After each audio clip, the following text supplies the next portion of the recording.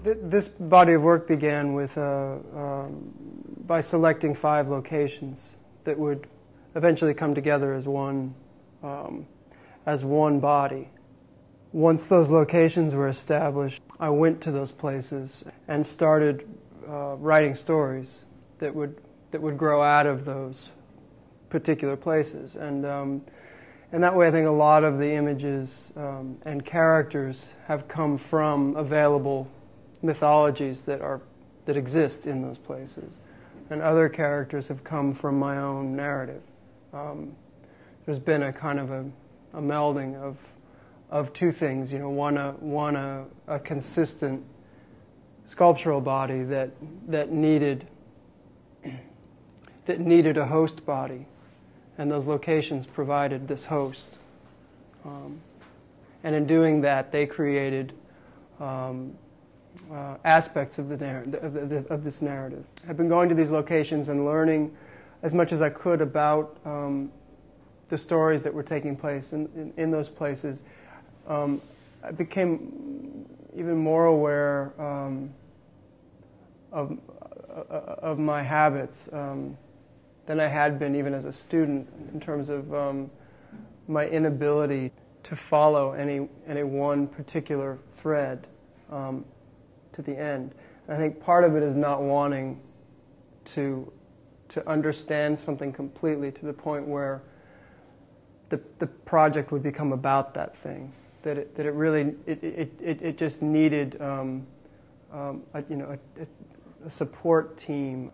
It didn't need a complete script. I guess what I'm saying is I think it's very much the way that I absorb things in a day-to-day way.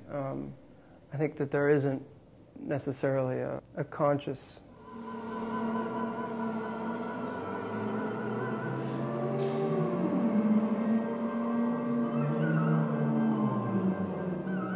I think that by strategy I'm probably thinking about the internal logic of the project, and what's most exciting to me is when my ego dissipates and the project becomes much larger than I am, and it starts to make its own demands. And I think, as a supporter to the project, I can help it find its own strategy. I mean, as I was saying, I think that the delivery of this piece was, came about in a quite organic way, almost by mistake, really. I think what I set out to do in the first place was to make a piece of land art, to try to make an earthwork, and I had no idea how it was going to be shown. Whether I was going to have to try and find a couple hundred supportive people and bring them to the Isle of Man and show them what we had done there, if it was going to be that site-specific, or whether it could, be delivered through another kind of medium. Yeah, I guess in that way, strategy has something to do with survival or self-preservation, something like that.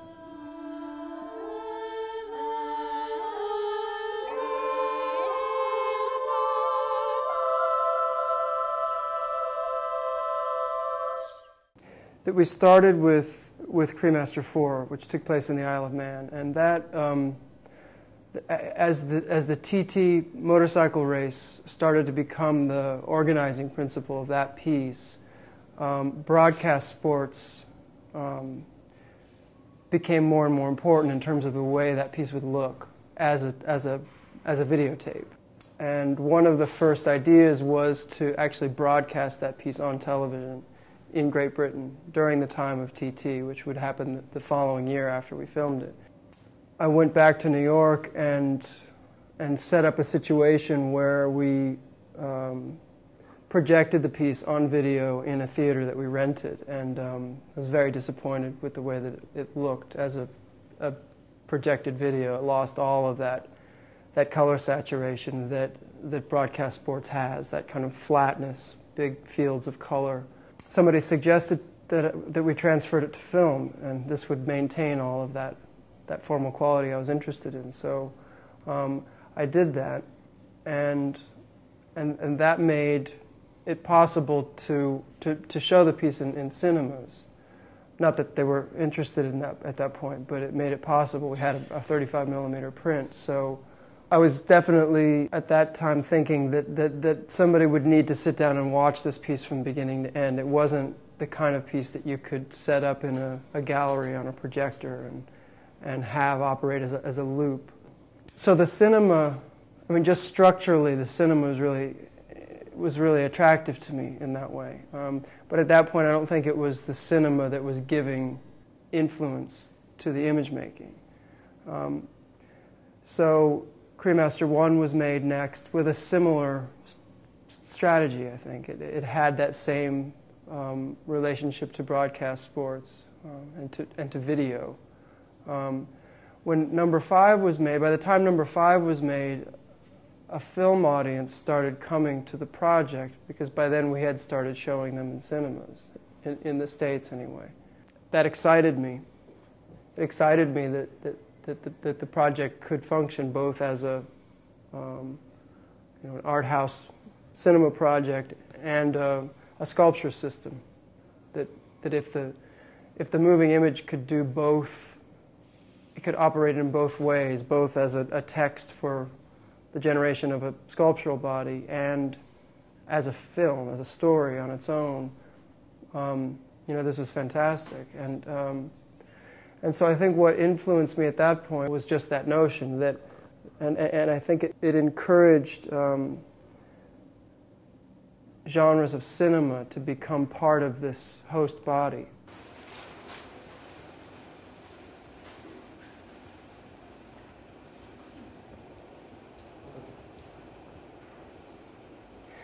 Yeah, I think what's probably most significant is the way that the Isle of Man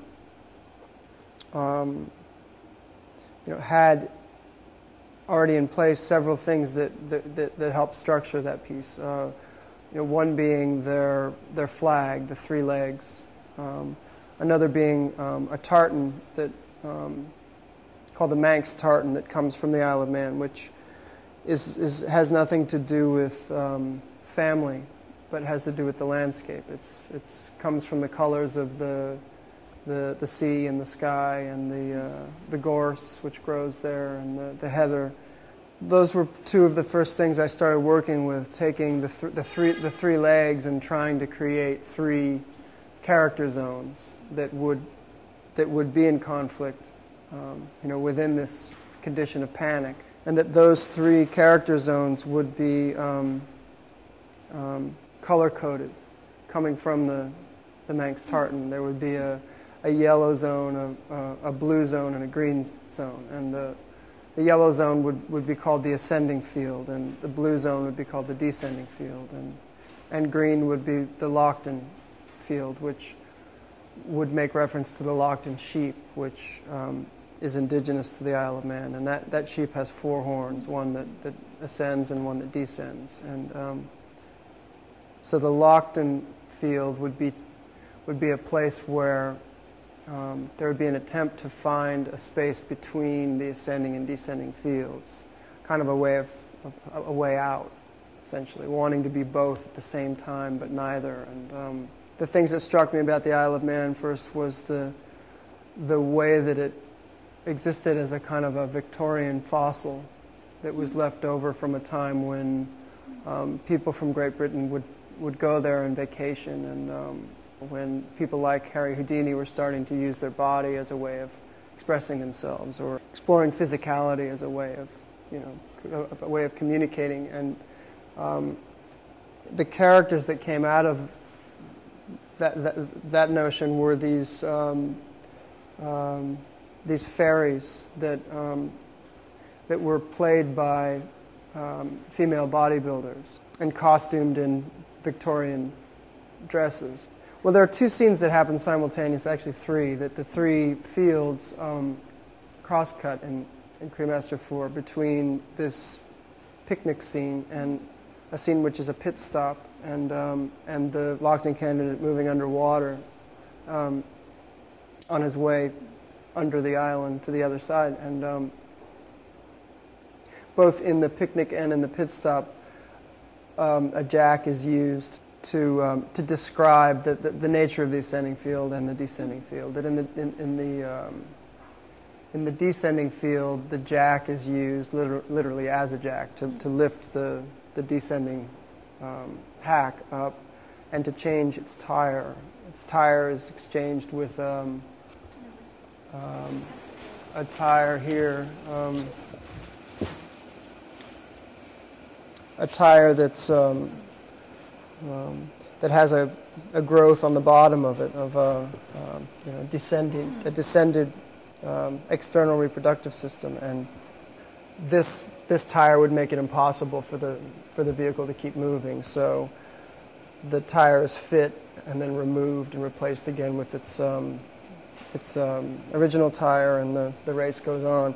The jack is used in a scene that's organized around an American football play, actually, which is called the triple option. The triple option is it's a situation where the quarterback running with the ball has three options. One is to keep the ball.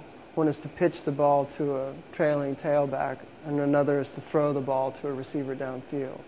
Just three options. So you have the locked-in ferry, the descending ferry, and the ascending ferry. That you have the ascending ferry carrying the ball, or the jack. The jack, in some way, is, with its two knobs, representative of the undifferentiated reproductive system. The locked-in ferry runs interference, causing the ascending ferry to make a decision. The ascending ferry pitches the ball to the descending ferry, and the descending ferry refuses to catch it. So it's a kind of a play, as a chorus can be within a larger narrative. It's a play of the larger story. And one of the scenes in number 5 that was in place first was the scene that takes place in the bathhouse with the birds. That one of the things that brought me to Budapest in the first place was to find a bathhouse that scene could happen in, where that system needs warmth in order to descend, and so that final scene in number 4 was as much as anything was there to set up a continuity into number 5.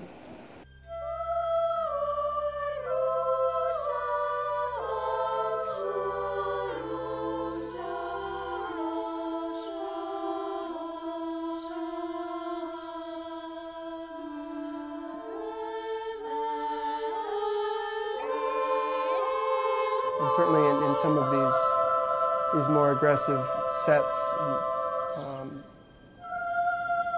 situations that we've set up to try to capture on film, I think there's no way to predict what's going to happen when you ask 5 automobiles to run into one another in a set that you've spent 2 months building. It's very unpredictable and very exciting in that way.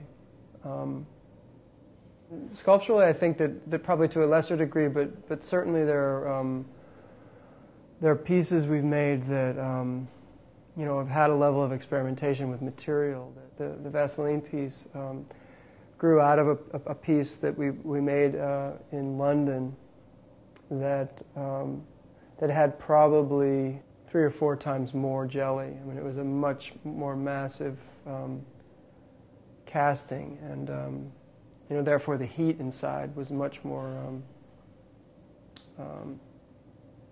insulated, and we cast that piece and needed to open an exhibition within 5 days, I believe. So we took the walls of the mold off 4 days after pouring it, and had absolutely no idea what would happen. And something very exciting happened. It fell apart, and I was expecting it to fail, which I think was part of the point of the piece, but I thought that the failure would be a directed gesture, that we would intersect the casting, we'd cut the casting with these plates, and those chunks would fall away in some way, knowing that the Vaseline wouldn't have the strength to hold itself, but I had no idea how hot it would remain in the center. So what ended up happening is the the material began to flow and look very much like a glacier, that there was a crust which set up for about 10, 15 centimeters, and after that it stopped. It stayed hot in the center for a long time. So you had a kind of molten center that was coming up through these cracks as the cracks were opening, and that crust was shearing in ways that I'd never seen Vaseline behave. It was very exciting, and it really led to the possibility of making Cremaster plate and thinking about how the continental plates in Iceland could be a way of thinking about the Cremaster cycle and the division between the North American chapters and the European chapters, and how something happens between those two halves of the project, that through the American sites you have an explicitly autobiographical thread happening, and as it jumps over the Atlantic, something happens. It interchanges with a mythological space and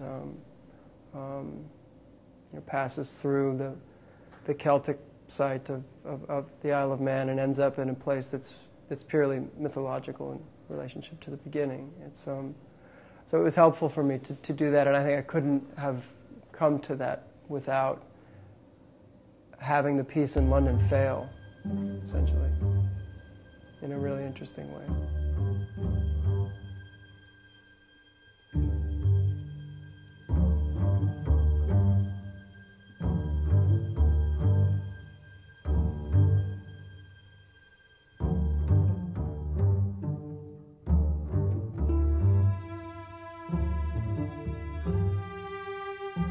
I think it's probably getting close to,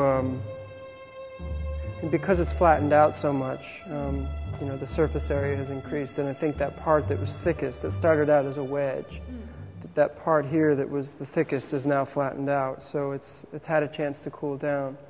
But you can still see this section. And all of this that has this wetter texture was still warm when we took the walls off. So the crust cracked, and you had a flow of this warmer, more molten consistency of jelly. It's not that it was liquid; it was just warm.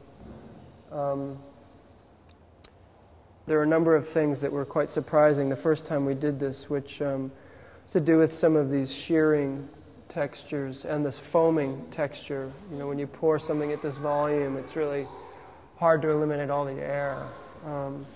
But a lot of these start to mimic some of the textures that you find in the landscape, in these glacial landscapes, that I found very exciting as a way of, as a way of thinking about the movement of the piece. There was an interest here in dividing the field. This lozenge form with the bar that intersects its center, which has been an emblem that I've used in the work for actually previous to the Cremaster Cycle. It was something that always had a relationship to this notion of resistance, of an organic body and a self-imposed resistance placed over that as a way of thinking about the way the body develops under restraint.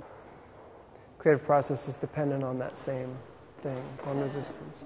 The closer it became to finishing the cycle, the more important it felt to articulate this notion of entropy, of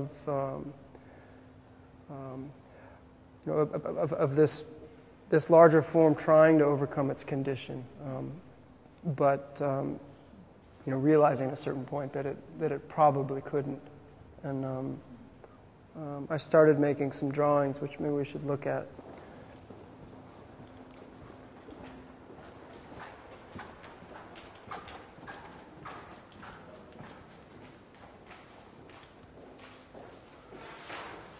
I started making some drawings, trying to find a way of a single line drawing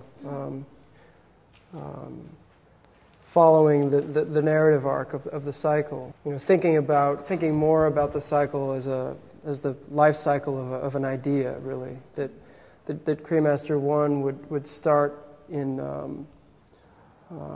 an undifferentiated state, the way that an idea comes into your mind, just as a spark in the beginning, and that number 2 would dip down into a space of rejection. Yes, that first moment of rejection that you would have with that idea, and then number 3 would create a mirror in the center of the project. It would create a kind of a narcissistic space where the idea falls in love with itself again and starts to gain confidence. And then it would move on to number 4, where it would go into another loop of insecurity. It would feel a panic that 5 was about to take place, and yes. 5 would be that moment where the idea would have to be articulated, it would have to take form, and it would therefore begin its decay.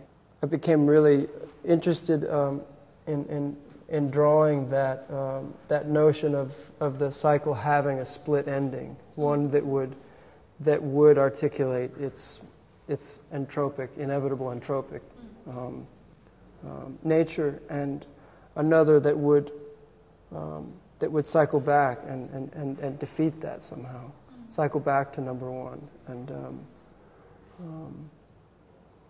and that, of course, is the subject of the Lancet sculpture, that division of the queen.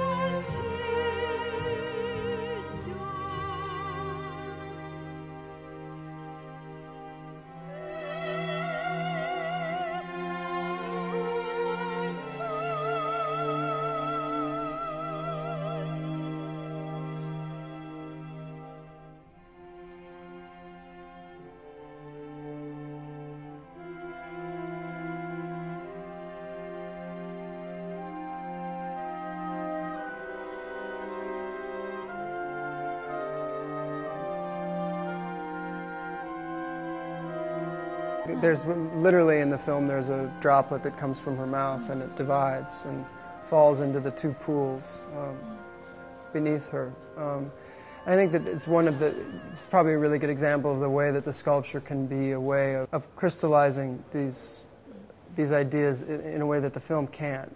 You know, in that way I was interested in trying to crystallize those 2 droplets from her mouth into these two options. You know, one, as you're saying, would follow her projection of the magician's death, and the other would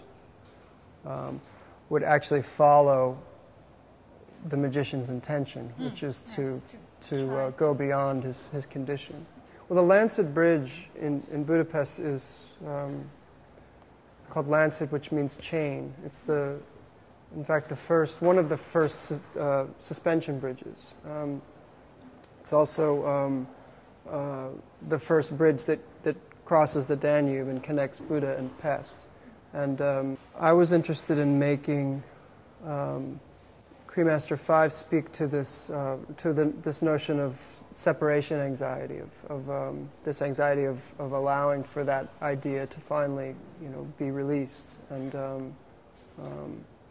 And I started thinking about Harry Houdini, who was born in Budapest, and his relationship to his mother, how he spent the second part of his career traveling around and meeting mystics and essentially revealing them as fraudulent.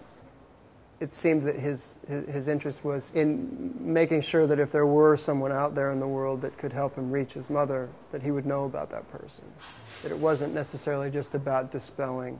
That condition became one of the organizing principles of Cremaster 5, as well as this notion of the chain bridge and thinking about the queen as the queen of chain, and trying to really take that character, that architectural condition, and that sort of psychological condition and make it one thing.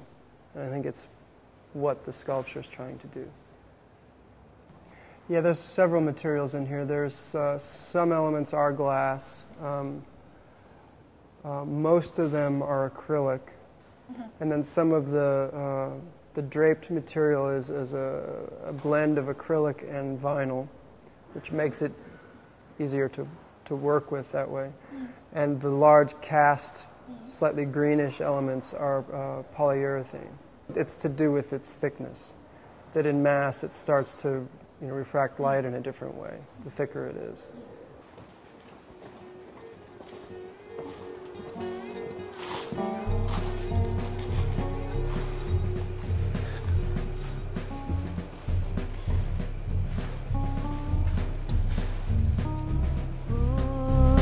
Lost is my mind, silent by dawn, lives away stolen, and the hurting is long.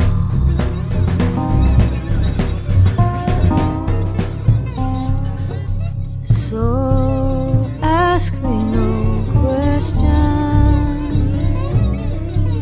Sing me no song, follow me nowhere, I'm all. The scene that takes place in the Guggenheim was meant to set up a situation where each of the 5 films would have representatives. So this obviously is the representative from number 4, and the apprentice who had up to that point a very sort of binary conflict with the architect reaches a point where that conflict fractures, and these 5 possibilities are have to be dealt with in a situation somewhat like a game. I was interested in particularly on level 4, in making it very, very game-like. What you have is the apprentice throwing these plastic elements in the same manner that the tree trunks are thrown in the Scottish caber toss. And the rules of the caber are that the caber is held. The hands beneath it. It's thrown end over so that it lands on its top and then falls forward again. And as long as that choreography is followed, it's measured from the contestant to the end of the pole. So in this case, the rule of the game was that this splayed locked-in ram was to become a bagpipe, and the logs were in fact abstractions of bagpipe drones. So you have 2 tenor drones and 1 bass drone, and they have to be thrown into these sockets that are on the abdomen of the sheep. There's also the blowpipe and the chanter of the bagpipe coming from its anus and from its mouth. Apprentice visits that floor 3 times, finally locking all of the drones into the sockets. And so on level 4 he succeeds. I think what I then became interested in doing after the piece was filmed was to reinstall all of the elements from this scene called the Order, as a way of organizing the survey exhibition that was installed there. And when we reinstalled all of the elements from the Order, they were all changed slightly. And in this case, this Vaseline sphere would plug the socket that would hold the bass drone and would leave the game unsolved in a way. I think that what happened which felt really useful for that exhibition was that the elements of the order I think made it possible for somebody to walk through and discover something themselves in that exhibition, to become the contestant.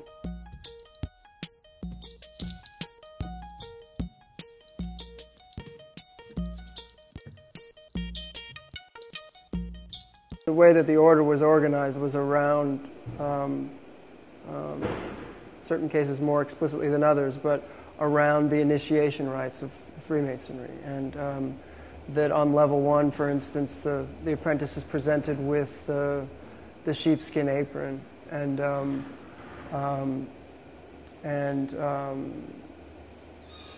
level 2, he has to understand something called the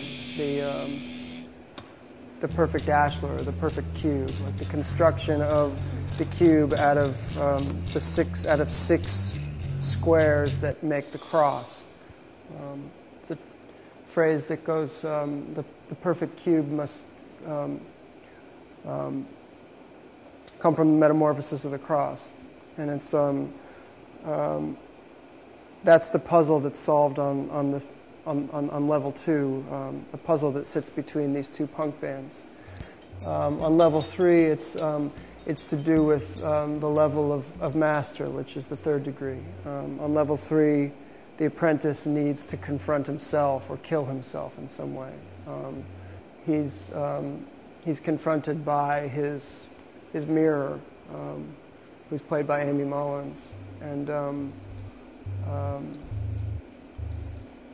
and this speaks to that notion that we talked about with the drawing, this notion of trying to create a narcissistic character out of the center chapter of number 3.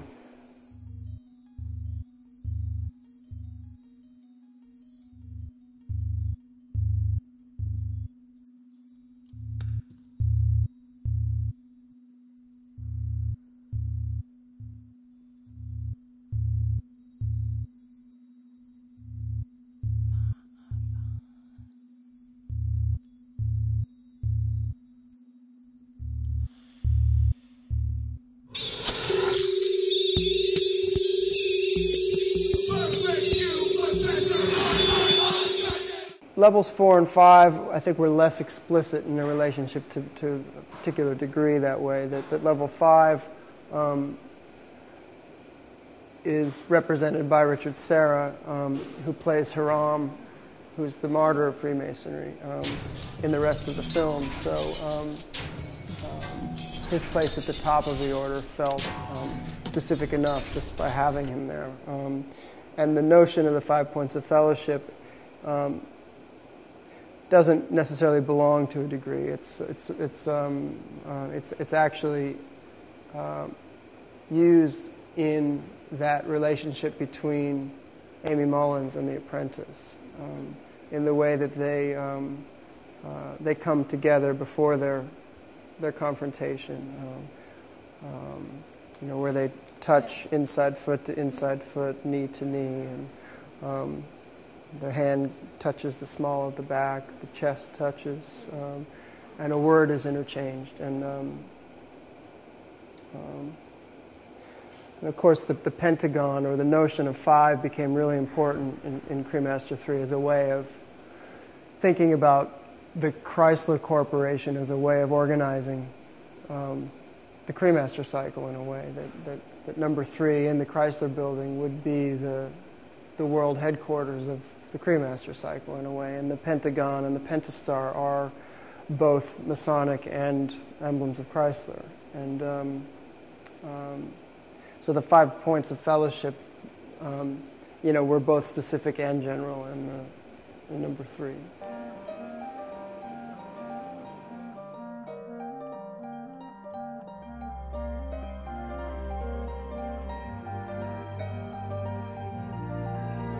I think the sculpture tries to distill those relationships between the character and the architecture somehow. I think that there's sometimes I think the sculptures are trying to join two characters or articulate a zone of characters within the piece. I think that they're rarely portraits of one character. And in the way that these locations, whether they're architectural conditions or geological conditions. They're, that's the character, that's the body of the project.